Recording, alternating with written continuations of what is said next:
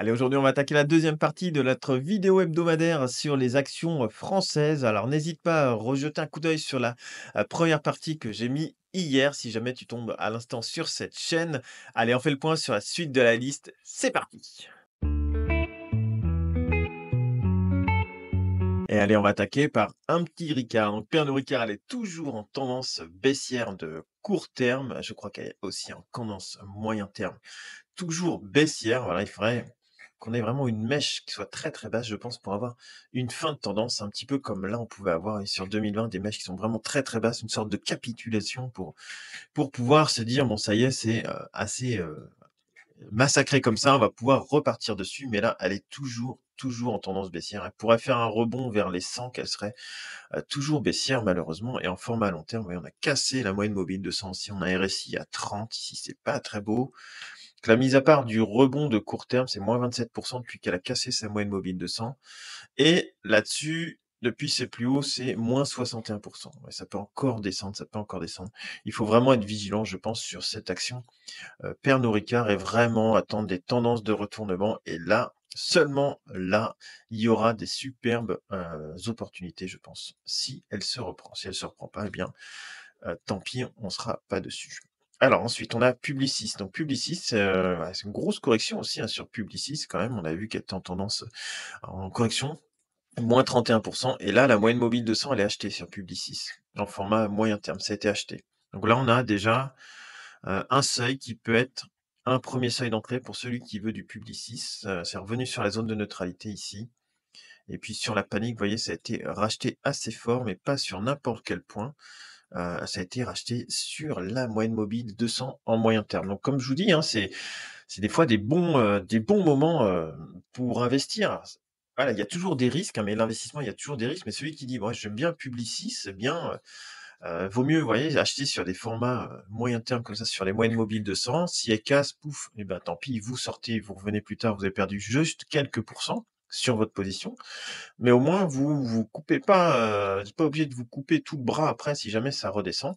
Si ça tient pas là, bah, est-ce qu'on peut pas essayer d'aller tenter sur les 54? On sait pas. Est-ce que voilà, sur des grosses phases de correction, c'est possible. Renault, donc Renault est toujours en échec sous cette, moyenne mobile de 100 en format mensuel, donc c'est vendeur depuis 2018. Il n'y a pas de signal d'achat depuis 2018. Là, il y a un petit retournement ici, mais faudrait pas que ça fasse juste, vous voyez, du truc sous la moyenne mobile de 100. Pour moi, Renault, attention, en format moyen terme, bah oui, forcément, il y a eu ce rebond-là qu'on voyait en mensuel, cette partie-là, là. Donc ça correspond à cette partie-là, en gros, on va dire, hein. Donc en format moyen terme, elle longe à chaque fois sa moyenne mobile de 100, mais ouais, c'est le genre d'action, si vous voulez tenter, je pense qu'il faut pas être trop, voilà, vous tentez sur les 36-37 sur la moyenne mobile de 100. Puis tant qu'elle est au-dessus, tant mieux. Si ça casse, eh bien, vous ressortez puisque, elle repartira dans une tendance baissière qui peut descendre. Là, on a été en 2020 sur les 12 € quand même, hein, donc 12 € en 2020, ça peut faire encore, vous voyez, ça peut faire un moins 70% dessus, hein.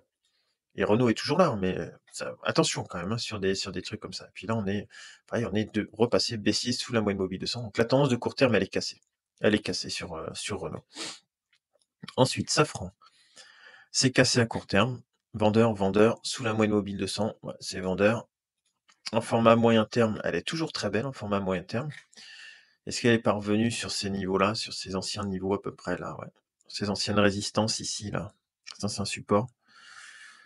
Ouais, c'est chaud quand même, hein, parce que vous voyez, en ce moment, c'est hyper volatile. Et ces vendeurs-là, pas encore là, mais ouais, pas en format mensuel, elle est encore très, très belle, mais ouais, je pense qu'elle peut encore aller chercher plus bas. Ici, c'est en train de pincer, vous voyez, donc ça peut aller chercher plus bas.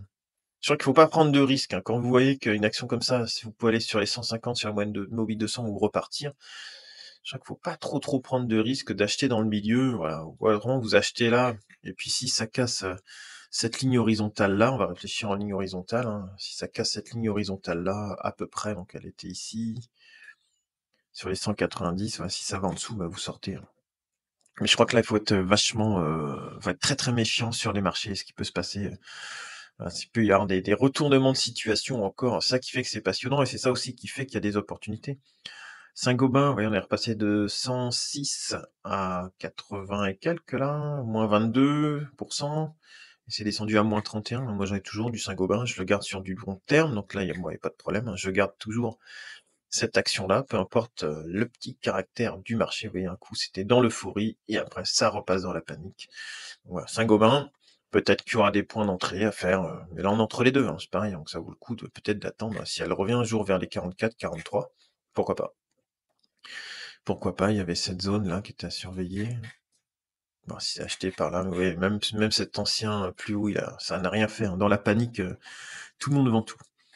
Ensuite, on a, Sanofi. Alors Sanofi, elle reprend son range, là, on est plutôt vers le bas de range ici, celui qui veut faire du 85-105. Voilà, c'était, le moment sur la panique à peu près, voire même on peut attendre sur les 80, ouais. C'était pas trop mal en zone d'achat, celui qui voulait. Mais en moyen terme, on casse ici la moyenne mobile 200.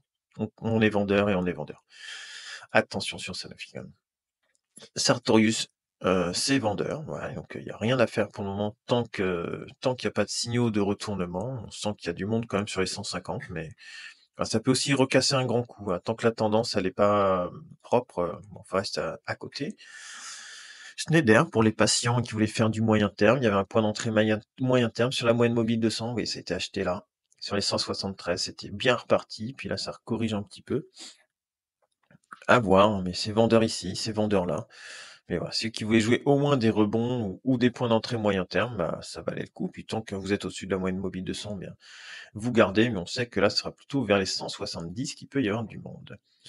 Ensuite, Société Générale, là, ça a été la grosse correction sur la Société Générale. On est passé de 44, 30 et quelques, là, 30% de correction en même pas 3 semaines. Ouais, c'est énorme, ouais. Comme quoi, hein, d'un coup, d'un seul, tout craque et puis c'est parti. On revend tout, on brade tout pour finalement racheter tout derrière et refaire un plus 20%. Donc, attention que la tendance ne soit pas quand même cassée sur les valeurs qui étaient à la mode comme les banques.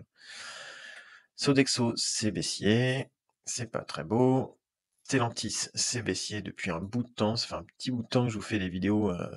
Quoique là, sur Stellantis, ça fait pas mal de temps, quelques mois, mais j'étais déjà baissier depuis un bout de temps dessus. Bon, ça se confirme. Voilà. En mensuel, elle est passée, c'est cassé. Vendeur, vendeur, vendeur là, c'est pas bon en mensuel, hein. Attention, ça peut encore, si ça redescend sur les niveaux de 2000, là c'était les niveaux du Covid, on est à 30% des niveaux du Covid, et puis sinon 73% depuis les plus bas de 2013. Attention quand même, hein. Après, ça devait pas s'appeler Stellantis en 2013, donc c'est peut-être anciennement Peugeot, je sais pas trop comment ils ont fait le graphique, sur quoi ils se sont basés. Alors, ST Microelectronics, c'est bien, c'est venu se poser sur la moyenne mobile 200 mensuelle, hein, donc c'est quand même du assez long terme là. Et après une correction de 65%, quasiment 70% sur cette valeur-là, mais c'est vendeur, c'est vendeur. Ici, ça peut être que du rebond technique, voilà, pour celui qui voulait tenter sur les 17 de rentrer sur des points de long terme, pourquoi pas. Là, c'est vendeur, là, c'est vendeur, là, c'est vendeur. Bah, je préfère rester à côté, quitte à rater quelque chose, en tout cas. En tout cas, sur ST Microelectronics, hein.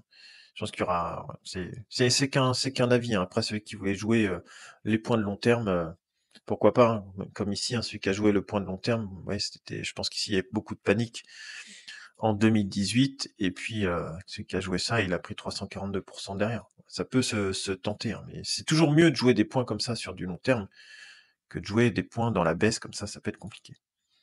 Thales, c'est hyper volatile, mais ça se défend bien, hein. Elle se défend bien, Thales. Elle résiste bien. Fouah, ça avait fait une bougie, vous voyez. C'est-à-dire descendu sur les 195 pour reprendre les 245. Donc là, depuis la correction, ça a repris quasiment 30%. C'est assez énorme quand même sur Thales ce qui se passe en ce moment, mais beaucoup de volatilité, beaucoup de spéculation aussi, je pense, hein. Alors Total, là, faudrait que je refasse une vidéo dédiée. D'ailleurs, n'hésitez pas à me dire si je refasse, j'ai l'habitude, j'en fais une par mois, mais je peux en refaire une maintenant. Une autre, si vous voulez, maintenant qu'elle a bien recorrigé pour avoir mon avis dessus. Parce qu'elle est toujours baissière, hein, depuis un petit bout de temps. Donc en journalier, c'était baissier depuis juillet 2024. Ouais, on a fait juste des rebonds et puis ça recasse derrière. Voilà, maintenant en format semaine, c'est baissier ici, c'est vendeur, c'est vendeur. Donc voilà, il n'y avait pas de toute façon trois signaux, hein, pour être acheteur dessus. Donc pour moi, elle était toujours vendeuse. Et ça s'est confirmé. Bon, tant mieux pour moi. Moi qui étais sorti assez haut avec une petite perte, et bien voilà, je vais pouvoir me replacer tranquillement maintenant sur cette action de long terme, mais bon, j'ai toujours en objectif les 45. Les 45, puis les 30 sur une grosse panique. Valeo. Alors Valeo, 30 c'est un scénario de récession, hein. C'est pas un scénario, voilà, il y a panique sur les 45 et récession, ce serait sur les 30, je pense.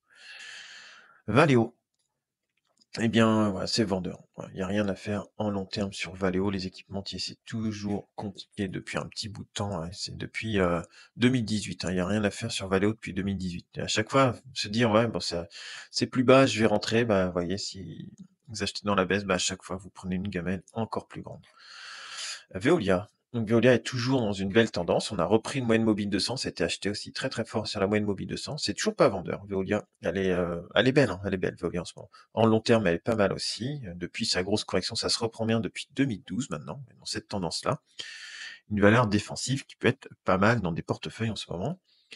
Vinci, ça fait un peu comme Eiffage, donc c'est le yo-yo, voilà, ça fait un échec sous ses plus hauts, ça redescend ici. Maintenant, il faudra voir ce que ça fait, si ça redescend vers les 100 ou pas. Mais elle reste quand même bien orientée pour le moment sur Vinci avec les points d'achat. C'est, les 80, les 100 à peu près et puis après c'est, 1er point de vente sur les 110 puis 120 et Vivendi, on récupère la moyenne mobile 200. Il y a eu un gros gap énorme, c'était parti après là et depuis ça a corrigé de 25. Mais j'aime pas quand c'est trop, des actions qui sont complètement tout le temps en gros gap, en grosse bougie comme ça. Je suis jamais à l'aise pour investir là-dessus, voilà, c'est pas trop ma tasse de thé. Mais voilà, elle est pas baissière, mais vous voyez, ça fait pas grand-chose. Il y en a des bien plus belles que ça. 3 sur le côté, 2 autres vidéos en lien avec l'investissement sur cette chaîne. N'hésite pas à aller regarder, me laisser un commentaire, un like, ça fait, toujours plaisir d'échanger avec vous. On se retrouve la semaine prochaine ou plutôt, ouais, on va voir selon, les marchés parce que ça bouge énormément en ce moment. Je te souhaite une excellente journée. Salut.